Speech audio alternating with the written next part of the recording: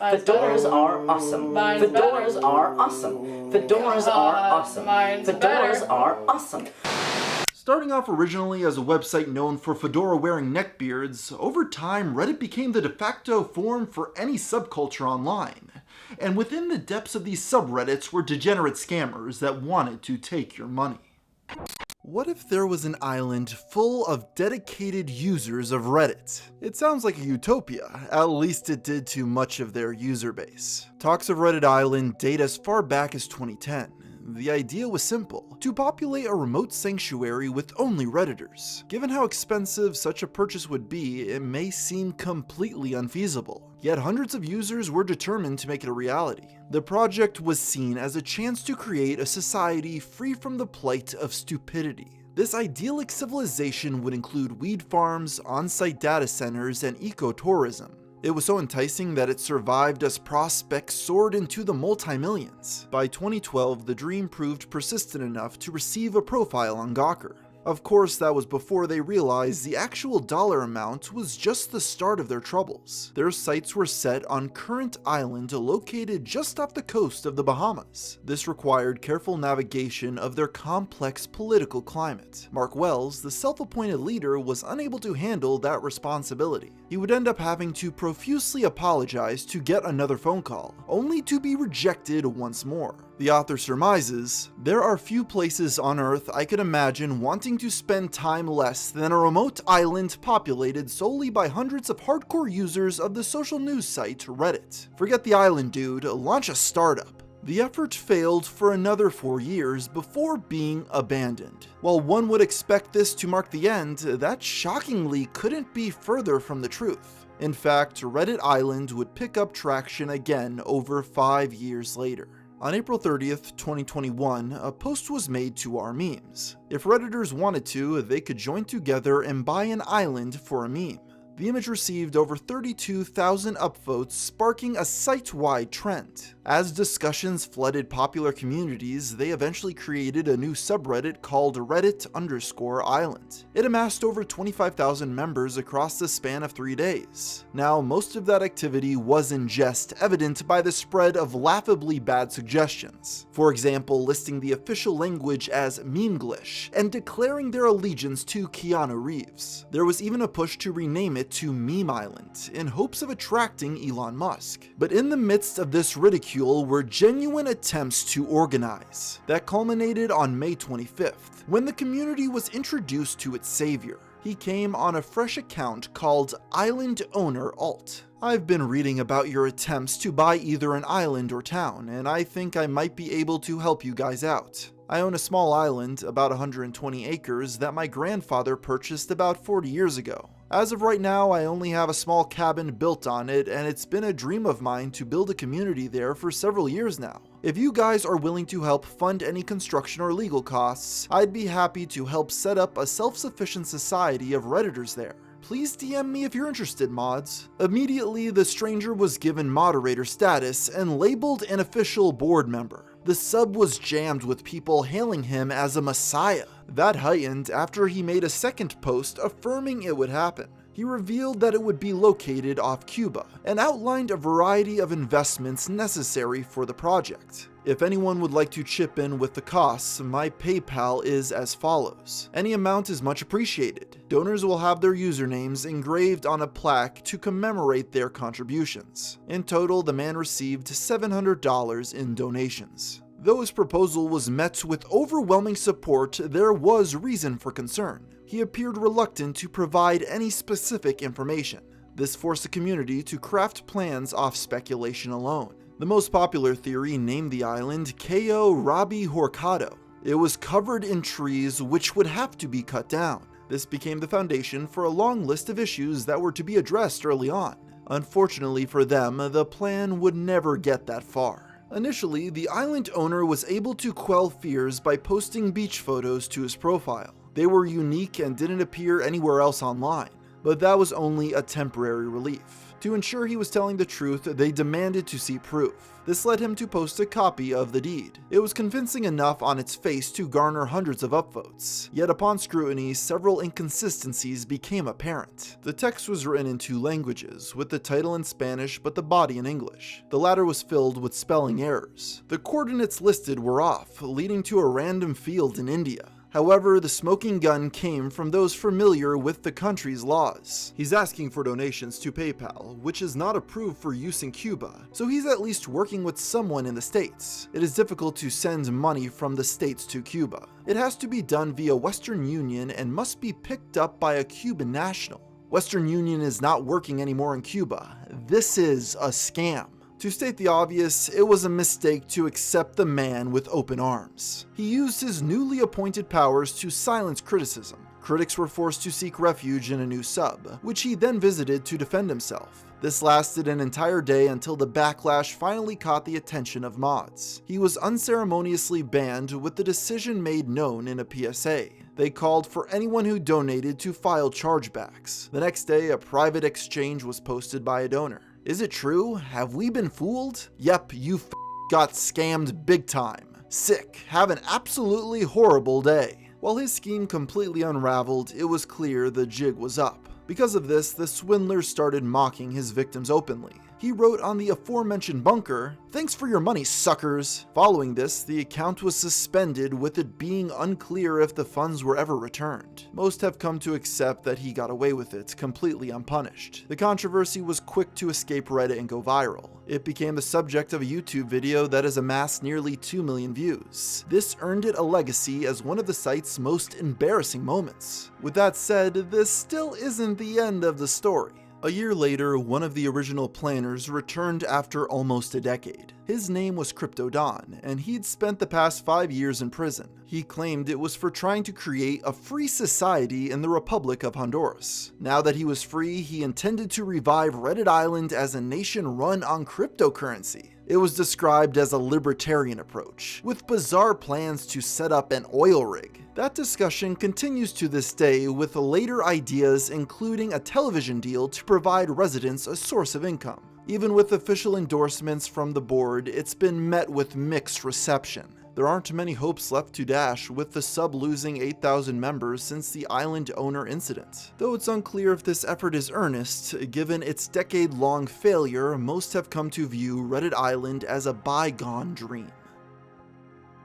One of Reddit's most popular communities is Ask Me Anything, abbreviated as IAMA. While the most famous are celebrities, it allows anyone to take questions from the World Wide Web. That was the case on December 9th, 2016, when a user named Craftistic shared his story. The man explained that he'd recently been evicted and was now homeless. This left him stranded in the streets of Calgary, where the winter hit depths of negative 25 degrees. "I have no family, so I'll likely be calling a shelter. I've been out searching for days for work." The sympathetic tale went viral as the thread was flooded with support. Those from the area offered food and clothing, while others sent upwards of $150 directly. They even set up a GoFundMe which raised over $300. It was a rare display of generosity amongst strangers, so much so that the story made local headlines to celebrate goodwill amidst the holidays. But as you can guess, not everything was as it seemed. The first hint of this came after Craftistic declined a local job offer.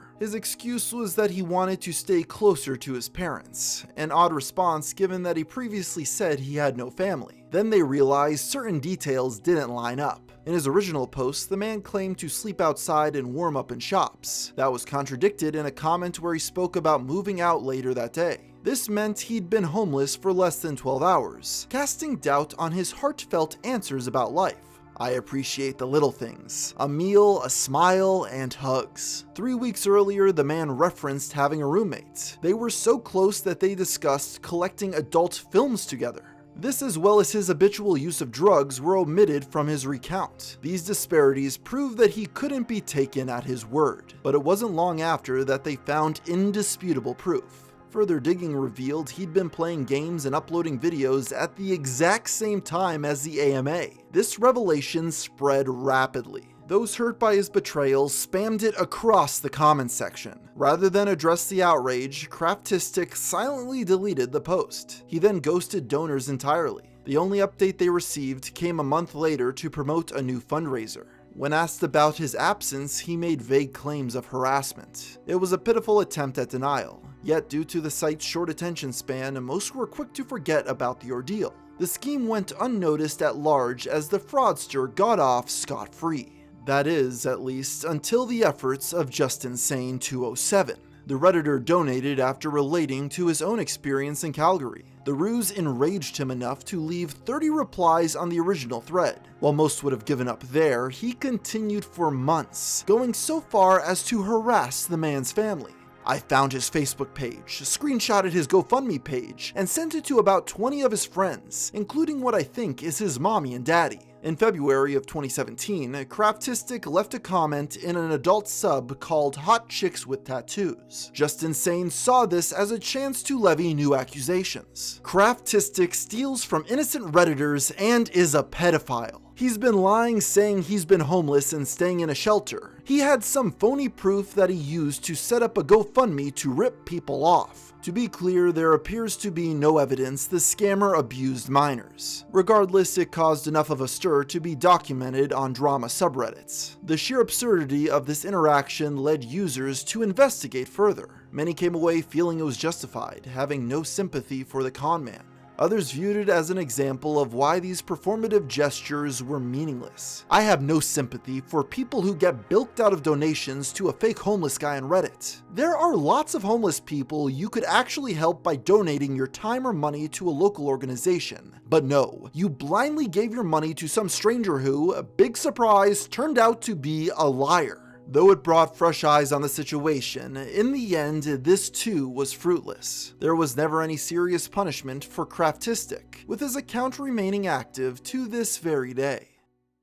Random Acts of Christmas was created in 2011 to encourage the spirit of giving. It was built on the premise of writing to Santa for gifts. That role was filled by volunteers who helped make dreams come true. The event was a success, providing the less fortunate with gifts and necessities. It became an instant tradition with the achievement paraded across the platform. Naturally, it was set to be even bigger as the holidays approached a year later. The first attracted less than 1,000 people. That grew to over 3,000 in 2012. The exposure was a double-edged sword though. On the one hand, there was more love to share around. On the other, there was an increased likelihood for potential abuse. This takes us to a post from December 10th, 2012. It was written by Dignan2, a single father from Texas named Kevin Rogers in real life. For the past 2 months, Kevin and his 7-year-old kid Jennifer were homeless. They lived at a shelter sharing a single family room. With hardly any belongings and no income, there was no chance of buying his daughter a gift. That is, until he got directed to the sub. His letter was so well written that it touched the hearts of thousands. It amassed over 1,400 upvotes as they struck out her Amazon wish list line by line.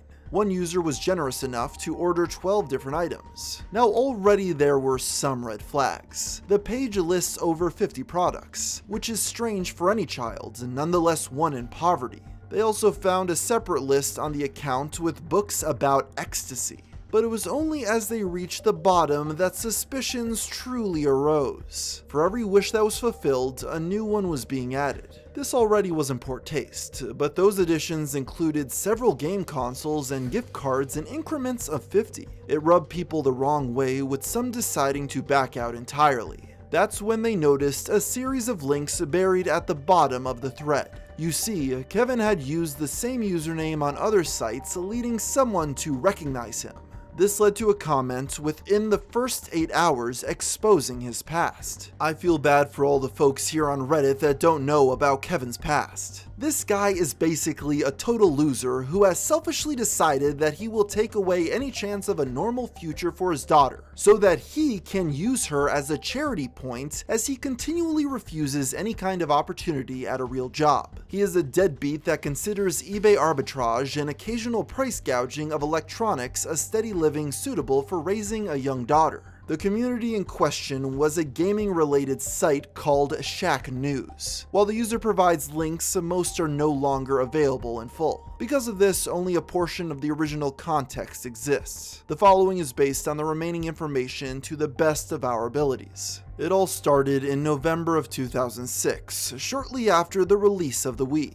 At the time, Kevin posted under the username Zigzag32. The Wii notoriously suffered a 3-year shortage due to the sheer level of demand. He decided to capitalize on this by purchasing several consoles to resell for a profit. This type of scalping is controversial and led him to face backlash on the forum. Kevin first defended his actions as harmless, yet as the hate continued, his defense slowly shifted towards his daughter. Yeah, I'm a douche because I sold some Wiis to buy my daughter Christmas presents. I needed money for myself. I've been living hand to mouth after she was born and got laid off before Christmas. This did little to stop the criticism, which continued well into February of 2008. It got to the point that Kevin kept a public list of enemies, subjecting himself to further mockery. After a nasty exchange, he abandoned the account, returning as Dignan a few weeks later. It was under this alias that he vented more frequently about his personal woes, many of those centered around his domestic life. Jennifer was born in 2005. Her mother was described as a loser drunk who left when she was only 6 months old. This forced Kevin to raise the child alone. To make matters worse, that was while being a newly convicted felon. Kevin had been arrested 3 months prior for second-degree aggravated assault. I broke Jennifer's mom's jaw as she was trying to push her, strapped in a stroller into 35-mile-per-hour traffic. I caught her as the front tire had crested the curb from the sidewalk. I was convicted on witness statements from 2 lesbians that were passing by and saw her bleeding. They followed us home and told the police. Needless to say, it was 100% bullshit, but the state runs with anything. He later claimed to have barely grazed her chin. Kevin was sentenced to 3 years probation, but found it difficult to find work. This ended up being the final push for him to become a full-time dad, staying with his parents and living off of savings. Those savings included a video game collection worth over 10 grand, which he peeled away from for money. It was comfortable, though the peace didn't last. He first ended up in legal trouble after his ex committed fraud. Her actions resulted in an investigation that prevented them from getting Medicaid. In spring of 2009, a warrant was put out for his arrest. He skipped a probation meeting to take care of his daughter while she was sick. This led him to receive a new parole officer who hated him. By then, the money was becoming tight, which was unfortunate given Jennifer's upcoming birthday. It was those hard times that marked the first time he reached out for help. He posted both his phone number and an address for a P.O. box. While this was received positively, that kindness eroded as more requests were made. Every time there was an explanation for why the issues in his life weren't his fault. It seemed beyond reason, which led them to scrutinize his posts. For example, Kevin claimed to have quit smoking once Jennifer was born. Yet his Reddit showed frequent activity in marijuana communities, even giving advice on how to obtain it illegally. Back in the day, he claimed to have only sold 8 Wiis. In 2008, he gloated about making over $10,000 from the scheme. Not only that, but it may have been done through questionable means. He referenced being detained at several different Walmarts over the years. That was while attempting to sell vouchers and registration keys. Those reading between the lines have alleged he was opening software boxes to steal these codes. But without hard proof, this can only be chalked up to speculation. By now, it was clear that his words couldn't be taken at face value. Unfortunately, that leads to the most tragic aspect of the story, which is that his living situation was true. Kevin was evicted after a dispute with his mother in late 2010. Ever since, they were living in the Bay Area Homeless Services. The argument that he was a scammer wasn't from flat-out falsehoods, but an inability to take responsibility. For example, paying for a lap dance at a strip club while in financial ruin. This was acknowledged by a Shack moderator who commented on Reddit. He absolutely has a daughter, and I don't doubt for a second he's in that shelter. He just makes poor choice after poor choice and uses his daughter as a sob story. He's been begging and being a loser for over 10 years now. Nobody takes him seriously and nobody helps him on our site. It's like a train wreck, and unfortunately his little girl is going to suffer eventually.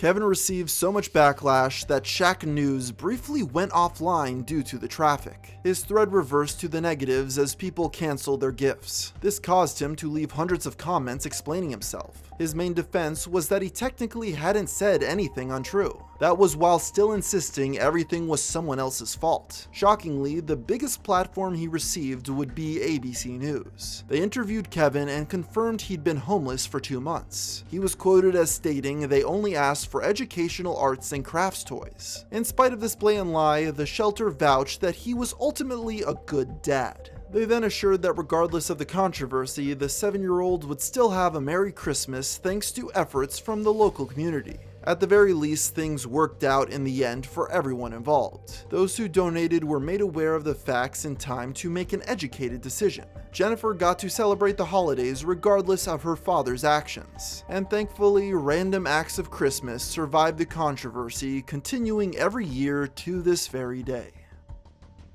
Reddit's most unique feature is that it allows anyone to create a community. The site hosts forums for all sorts of different hobbies and interests. That brings us to the San Pedro cactus. This cactus produces a psychedelic compound, making it popular among drug users. This has cultivated a market for different strains and hybrids. It's also sparked debates over its growth and potential medical use. Many of those took place on Reddit, where a community formed around the plant. That was the case for Reynolds 119113, who was active in the community for years. He'd been marked as a trusted vendor, a badge of honor for those looking to buy.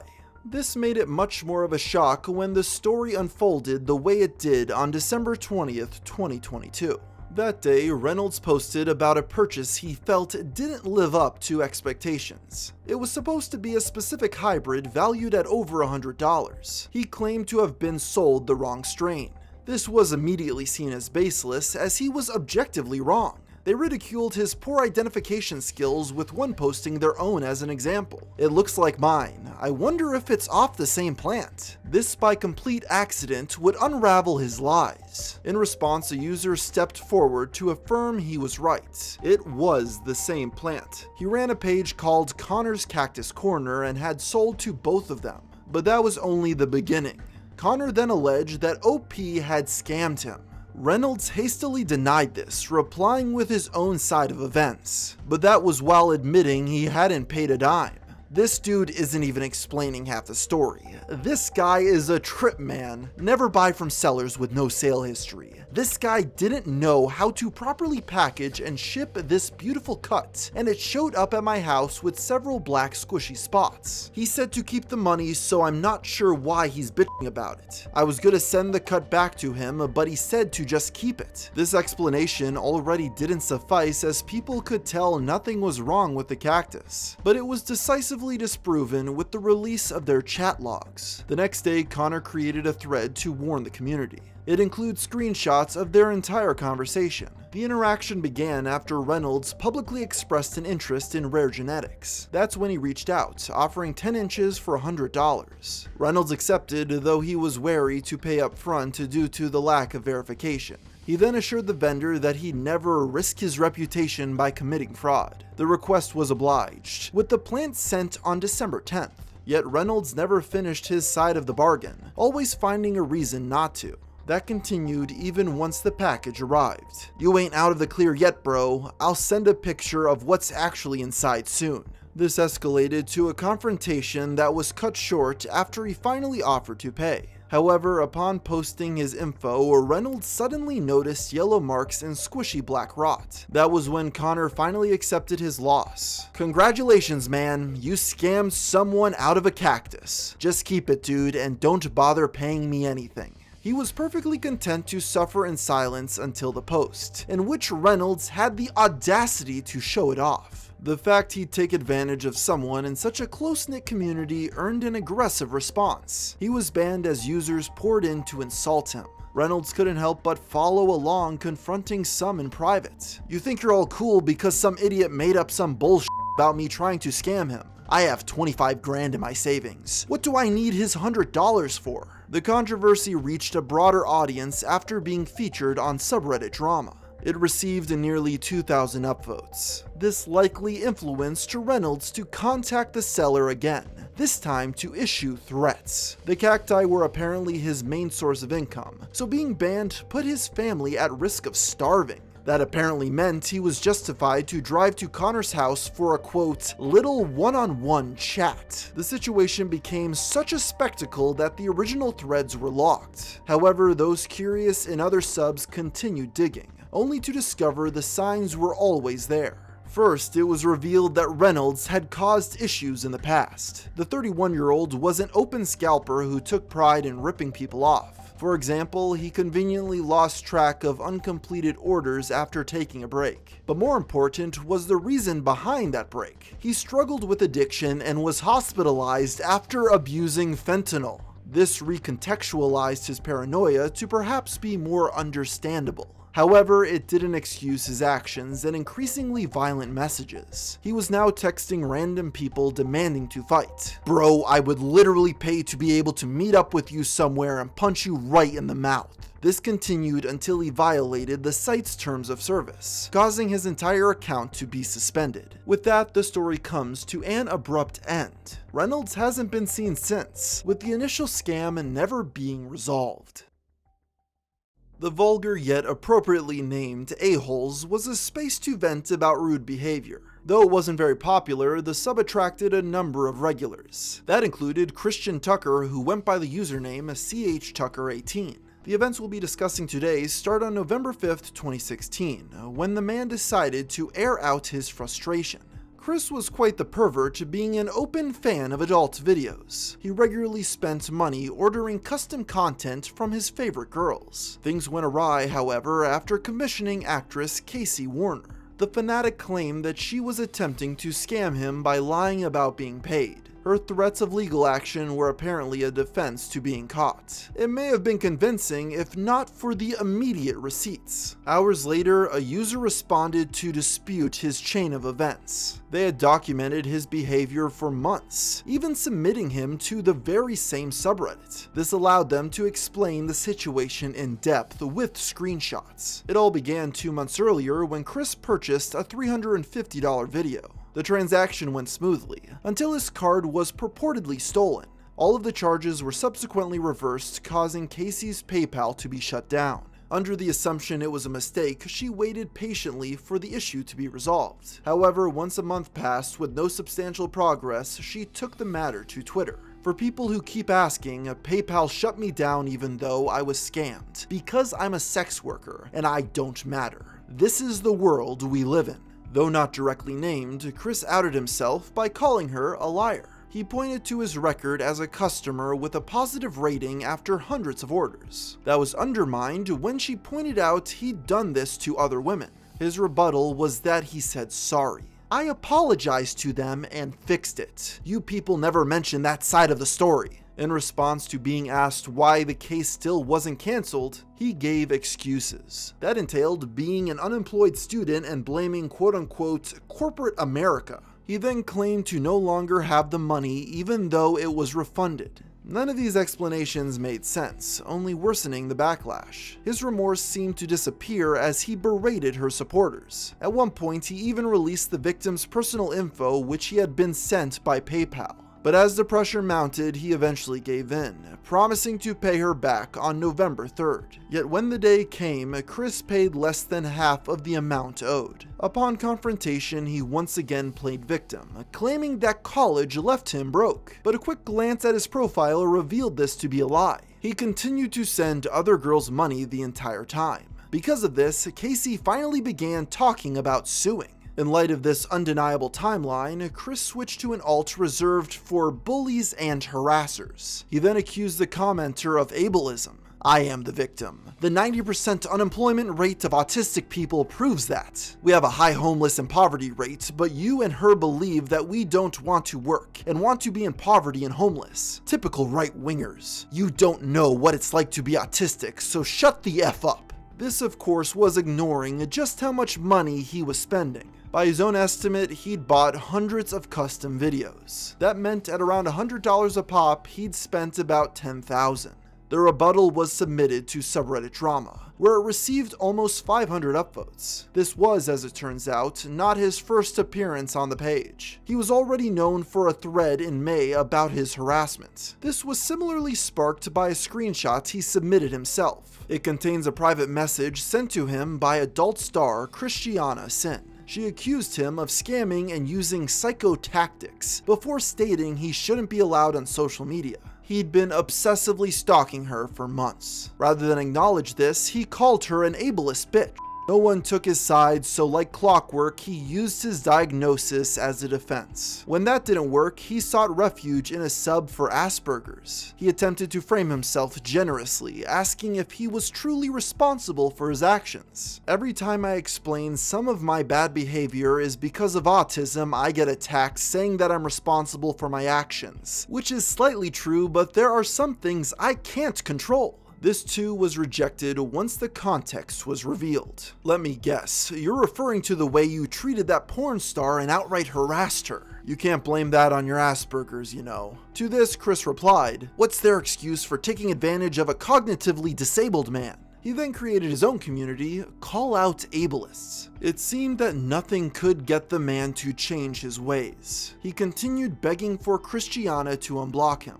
That soon expanded to contacting her associates. He tweeted about going to the same events as her, noting he was likely to be kicked out for false stalking and harassment charges. The cycle continued to the point that he was banned from one convention entirely. That was while various drama communities documented his continual harassment of women. He was seemingly ousted for good in mid-2017, when references to his behavior abruptly stopped. It's unclear what the final straw was, but if there was any explanation, it would likely be in his apology video to both Casey and the entire industry. One of the only comments is from a Chris Chan impersonator. "You're an insult to real autistics like me." With the rapid advancement of consumer technology in recent years, the demand for drones has exploded. One of these developments is the ability to fly in the first person. Referred to as FPV, the drone is equipped with a camera that streams a live video feed. This allows the pilot to operate as if they were inside the aircraft. The immersion can be deepened even further with the use of specialized goggles. It's said that the gear provides a unique, breathtaking sensation of flight. This takes us to RFPV, where hobbyists gather to talk and resell equipment. On June 15th, 2023, user 510GoShadow posted about one such exchange, which he described as a scam. "Last year I met a guy in a local FPV group named Manny. He had a bunch of gear for sale with not too unbelievable prices either, so I talked with him and came to a deal. I send the money and he sends the gear, but apparently he uses a stolen card to place the order and have it sent to me. He went as far as saying it's a gift and to not include any order slip in the packages, so I was completely clueless. I thought they came from him. By the time he learned it was fraudulent, 6 months had passed, and all the gear had been used. The revelation came after he received a notice threatening him with legal action. Presumably, the charges on the stolen cards bounced and the store came asking for money. He offered to send back the used gear, but they refused, demanding the amount in cash. Unsure of what to do, he spoke with several different lawyers. The latter all laughed it off, stating the store only had a case against Manny, who at this point was long gone. That didn't stop the merchant, who ended up suing him anyway. They lost, but even still, the man found himself pressured to pay them back. This is what brought him to the subreddit to ask for more advice. One of the lawyers told me not to entertain giving anything back because it can look like a sign of guilt. I wasn't going to pay them back anyways because I already was thinking the same, even though the store is great, and I feel really bad about the whole situation. Given the circumstances, many were quick to extend their sympathies as he appeared to be in the wrong place at the wrong time. But others were quick to notice how bizarre the entire story was. This was slightly recontextualized when he forfeited a detail missing from the original post. The store wasn't just asking for money, but accusing him of being part of the scam. While the exact amount wasn't disclosed yet, it had to have been quite substantial for this sort of response. That led some to cast doubt on the idea he was completely oblivious. You're trying to make us think that you thought brand new stuff that came in the package was used? You are full of shit, and I'm starting to believe this whole post is garbage. You spent $5K on used FPV gear? What the F is this post? No one is buying this shit. In his defense, he never claimed to have thought it was secondhand. However, his response only led to more questions than answers. I only bought $600 of new gear. It was advertised as new. Where did I say used? The guy who ordered it also ordered $4,400 to other addresses. But the FPV store is blaming me for it since my name was the only real name they got on all of the orders. Before long, the entire thread was in consensus that the man knowingly committed fraud. But if this wasn't definitive enough, a sleuth would end up uncovering his shady past. It turns out the user had been outed before on a Facebook group for newcomers to the hobby. He was identified as Sunny Singh Rai, with the post reading as follows: "Beware, this guy is a thief and will ask to borrow your stuff or flat out steal it. He has stolen thousands. Do yourself a favor and avoid him at all costs." Then he brags in groups about how people gave him stuff. Yet he ignores those people and won't respond to a single message. Why? Because they want their stuff back, thief. The post was later edited to include more about his personal experience with Sunny. Sunny joined a group of my friends to go fly FPV. He came over to the house several times, went flying a few times, talked to him several days on the phone, etc, etc. While he's at the house, he takes the O3 Air unit and 2 HD Cinelogs and some batteries. Regardless of whether he picked them up on his own or was borrowing something, when he was contacted by several people to return the he ghosted everyone. So if you see Sunny and he wants to fly, watch out, he has sticky fingers. If he says he can help you fix something, he is actually trying to steal it. If he says he has a bunch of something, it's because he stole it. He is a wolf in sheep's clothing and will pretend to be a friend and then rob you blind and hide. After he robs you, then he will post your stolen stuff online saying, "Look at what my friend gave me." In light of this, Sunny was unable to provide a sufficeable explanation. He attempted to deny the man was him while claiming he'd been proven innocent. Needless to say, he wasn't able to fool them any longer. They noticed that other users began defending him from the third person, showing he had alt accounts. He then made it a point to brag about how he couldn't be banned because of his VPN. Even more evidence surfaced of him discussing the initial transaction a year ago and gloating about gear he received for free. Because of this, the man was eventually proclaimed the biggest scammer in the community. While he was adamant that he'd been declared innocent in court, this too was called into question. After all, it seemed odd to ask for legal advice if the matter was already settled. However, for now the truth in that regard remains unclear, with the FPV scammer seeming to face little punishment beyond public ridicule. While not nearly as advertised, Reddit has become a popular host for perversion. This has made the platform invaluable for sex workers looking to advertise their content. In that sense, Claudia was no different. The 19-year-old created her account in early 2023, where she quickly attracted a loyal audience. Her first post was to our faces, which garnered about 3,000 upvotes. That only continued as she posted increasingly lewd photos in subs like normal nudes, rape my boobs, and slutty confessions. They displayed her body with captions about various erotic acts. Unsurprisingly, the comments were filled with men fantasizing about using her. It was part of the business. Claudia often invited them to message her privately, where she promised nudes for a price. To many, her sheer beauty felt too good to be true. But this time, that suspicion wasn't entirely stemming from lust. It was on her very first post that one user would ruin the immersion. For those who aren't aware, I'm going to kill your fantasy. This is literally an AI creation. If you've worked with AI image models and made your own long enough, you can 10,000% tell. Sorry to ruin the surprise, I guess. You see, the entire account had been designed as a social experiment. It had been created by 2 computer science students inspired by a catfish story they read. They wondered how feasible such a stunt would be with AI. The account managed to evade scrutiny for 3 months before being conclusively outed. That was when the creators spoke anonymously to the Rolling Stone. They revealed that the images were made with Stable Diffusion, a program that uses prompts to generate images. In this case, the text was a woman in her house without makeup, with black hair, shoulder-length hair, simple background, straight hair, hair bangs. Though the account began as a joke, they quickly realized there was an actual market. They made $100 from privately selling her nudes. This, of course, opened the question over if it was ethical or false advertising. The students had kept it ambiguous, never explicitly stating Claudia was or wasn't AI. We don't really know how to think about this. The person buying the pictures is happy with their purchase since they are looking for porn. We never really said those are pictures of a real person, and the buyer never really asked. They just assumed. Though the effort was short-lived, the fact it was so successful with such minimal effort is indicative of the future. There will undeniably be copycats that blur the line as technology improves. Is it inherently dishonest to sell synthetic nudes? Well, Claudia was caught, so what if it gets to the point that no one can tell? Claudia is the first of what may be the next evolution of catfishing. Until then, all that can be left is to speculate, with most reluctant to consider her naked images a scam. I think the moral of the story is that you probably shouldn't trust anyone on the internet. And if you hold that advice true, you will probably not get your Reddit gold stolen from you. So until next time, thanks for watching.